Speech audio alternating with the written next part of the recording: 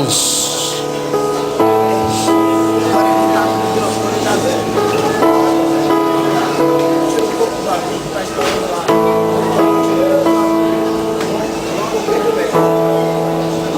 Eu quero falar nessa noite sobre 3 coisas que nós precisamos ter em nossas vidas para atendermos o chamado de Deus.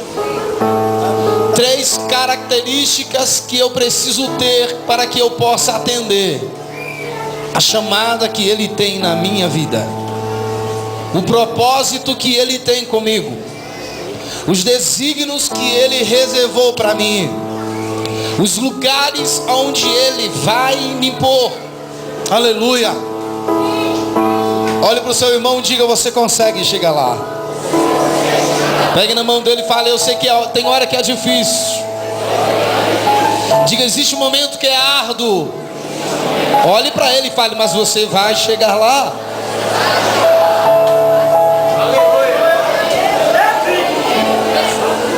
Hoje à tarde eu conversava com uma jovem senhora que eu conheci aqui em Brasília.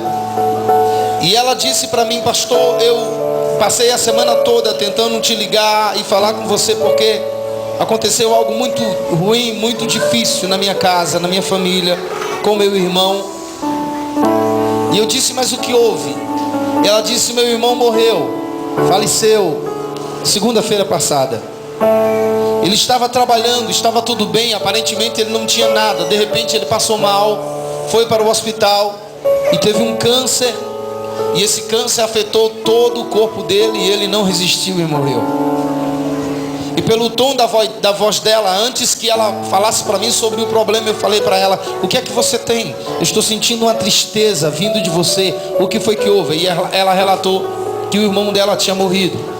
E eu dizia para ela: eu e você precisamos entender uma coisa, que nós estamos caminhando para alcançarmos o céu. E nessa caminhada muitas coisas nos acontecem. Nessa nossa trajetória muitas lutas, muitas adversidades nos sobrevêm. Quando eu olho para a Bíblia Sagrada, eu vejo Deus estabelecendo um projeto para a vida de José. Mas como pastor, Deus estabeleceu um projeto para a vida de José. Deus olhou para o seu povo, viu o seu povo no presente e observou o futuro deles. E nessa trajetória, para que o povo chegasse onde Deus queria que ele chegasse, Deus viu que eles iriam enfrentar adversidade. E em meio a essas adversidades, eles não iriam conseguir alcançar o que Deus de fato queria para eles.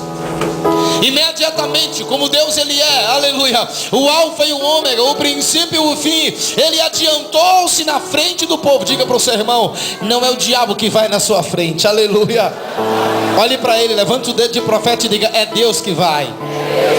Isaías 45, 2 e 3: eu irei adiante de ti, endireitarei os caminhos tortuosos, quebrarei as portas de bronze, despedaçarei as trancas de ferro, dar-te os tesouros e as riquezas encobertas, para que você saiba que eu sou o Senhor, o Deus de Israel, que te chama pelo teu nome. Deus vai adiante, para quê? Para aplanar o caminho para você passar. Olhe para o seu irmão e diga: o caminho já está plano, irmão, aleluia.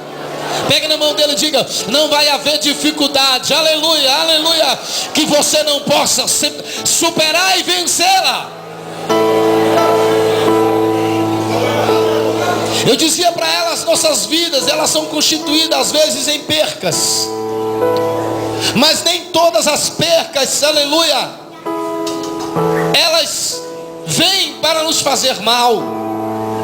Às vezes precisamos perder aqui para ganharmos algo bem melhor lá na frente. Às vezes precisamos perder aqui para que o Espírito de Deus trabalhe nas nossas vidas lá na frente. Na matemática de Deus não existe, aleluia, não existe perca, entre aspas. Bendito é o nome de Jesus.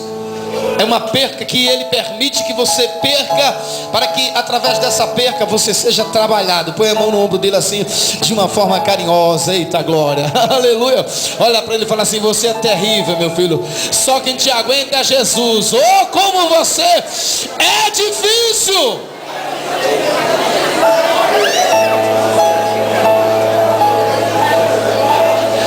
Como você tem um oleiro e você é o barro, aleluia, Ele pega você e quebra você, faz você de novo, faz você a cada dia algo novo.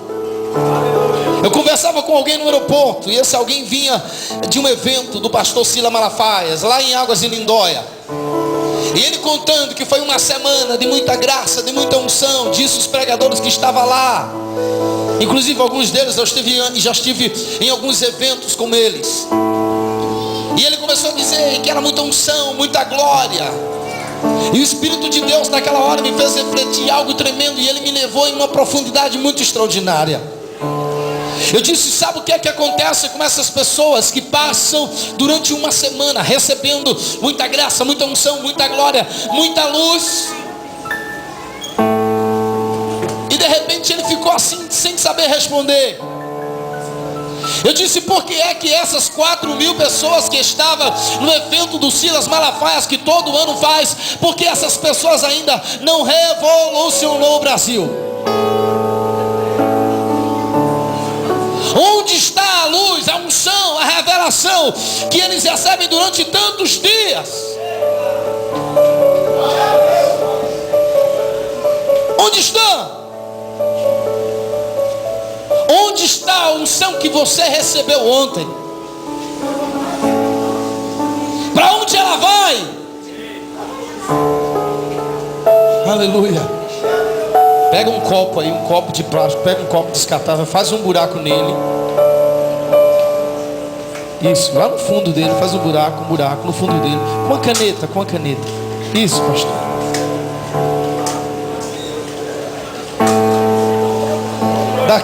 Daqui que eu faço. Pronto.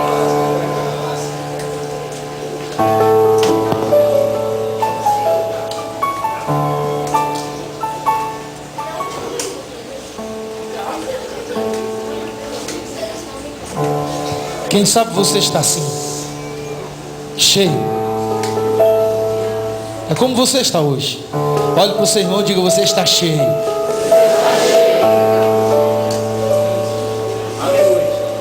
Um copo cheio tem utilidade. Para quê? Para matar sede. Essa água é para isso. Para lavar minhas mãos, talvez.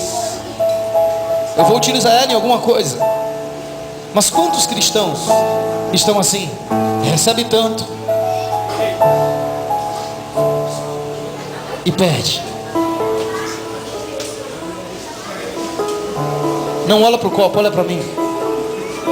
E perde. Aleluia. Quantos cristãos hoje são assim? Se recebe tanto de Deus, se recebe tanta luz, tanta graça, tanta unção, tanta revelação, e pula, e marcha, e recebe glória. A unção de Deus vem e você sente.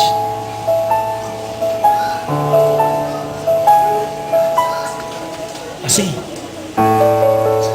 Quanto tempo você acha que vai demorar esse copo, essa água aqui? Alguns minutos, talvez. Põe a mão no ombro do seu irmão, diga para ele, olhe para ele e diga assim: você é difícil, irmão.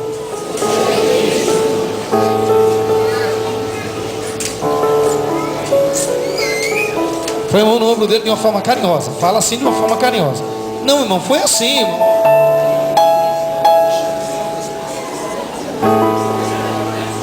Fala assim para ele: você é barro.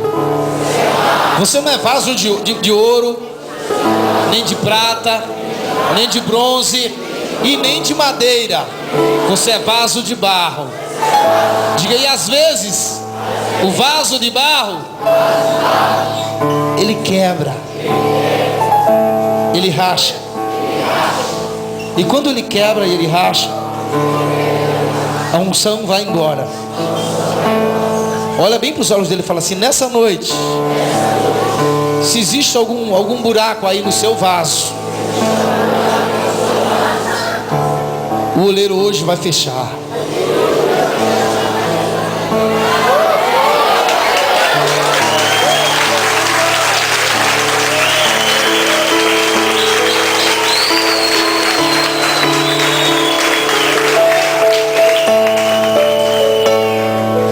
Essa igreja será um divisor de águas para a nação brasileira. para algo grandioso na terra. Olhe para ele e diga: Deus não te chamou para você viver do jeito que você tem vivido. Sacode ele com força para lá e para cá, para ver se ele acorda e fala: Deus te chamou para fazer a diferença.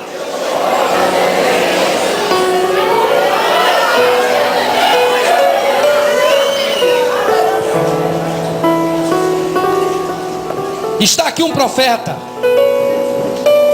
Está aqui um profeta que Deus levanta ele em tempo de crise. Está aqui um profeta que Deus decidiu, chama ele, escolhe ele, ainda quando ele estava sendo formado, gerado no ventre da sua mãe. Está aqui um profeta que Deus se revela a ele quando ele era ainda uma criança. E agora Deus traz uma mensagem profética futura. Pastor, o que é uma mensagem profética futura? Quando ele diz para Isaías: não digas que tu és uma criança, porque aonde eu te enviar, tu irás. O que eu te mandar falar, tu falarás. Não temas diante deles, nem te espantes, porque eu, o Senhor teu Deus, serei contigo. Quantos querem ser profeta aqui? Levante a mão. Glória a Deus que aqui está tendo uma escola de profeta. Aleluia. Oxalá que toda a igreja em Brasília tenha uma escola de profeta. Deus precisa de profeta. Aleluia. Deus precisa de profeta. Levante a sua mão e diga: glória a Deus. Deus precisa de profeta. Diga isso para 3 pessoas. Deus precisa de profeta. Diga: Deus precisa de profeta. Aleluia, aleluia. Agora fale para eles de novo. Diga: se você desejar hoje, Deus vai te constituir como profeta. Existe uma diferença de quem profetiza e de quem tem o ministério profético. Ei, nem todos aqueles que profetizam têm o ministério profético, mas todos aqueles que têm o ministério profético, este profetiza. Pastor, qual é a diferença? A diferença é que Paulo disse: olha, o meu desejo é de que todos vocês profetizem. Mas profetizar o quê? A palavra que cura, que sara, que liberta, que transforma, que regenera, que fortalece, que vivifica, aleluia, que purifica e que revela o projeto de Deus para a humanidade. Mas o que é o ministério profético? É aquele que Deus entregou à nação, a vida dele. Jeremias está dizendo aqui no capítulo 1: veio sobre mim a palavra do Senhor dizendo: antes que eu te formasse no ventre, eu te constituí, e antes que eu saísse da madre, eu te santifiquei, e as nações eu te dei por profeta. Aí eu disse: Senhor, eu sou ainda uma criança. Disse-me o Senhor: não digas que tu és uma criança, porque aonde eu te enviar, tu irás. O que eu te mandar falar, tu falarás. Não temas diante dele, nem te espante, porque eu, o Senhor teu Deus, serei contigo por onde quer que tu andares. E aqui no versículo 10, oh glória a Deus, ele diz assim, versículo 9, aleluia: depois estendeu o Senhor a mão, tocou-me na boca o Senhor e me disse: eis que ponho na tua boca as minhas. Olha para o seu irmão e pergunta assim para ele: você leu a Bíblia hoje, meu filho? Toca nele e fala assim: deixa ele ser preguiçoso. Você precisa conhecer mais a palavra.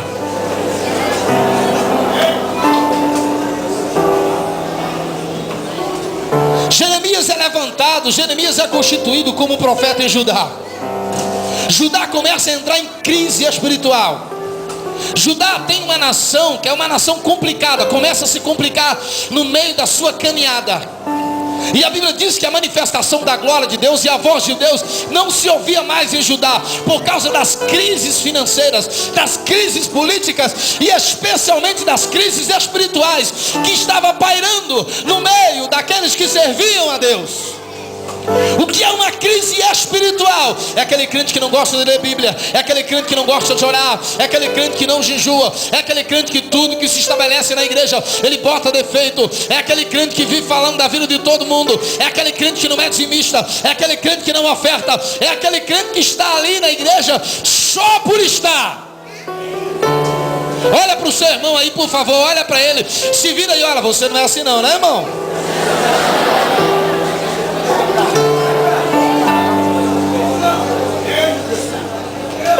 Deus levanta Jeremias nessa época, e diz a Bíblia e os historiadores que nunca foi colocado um fardo tão pesado sobre a vida de um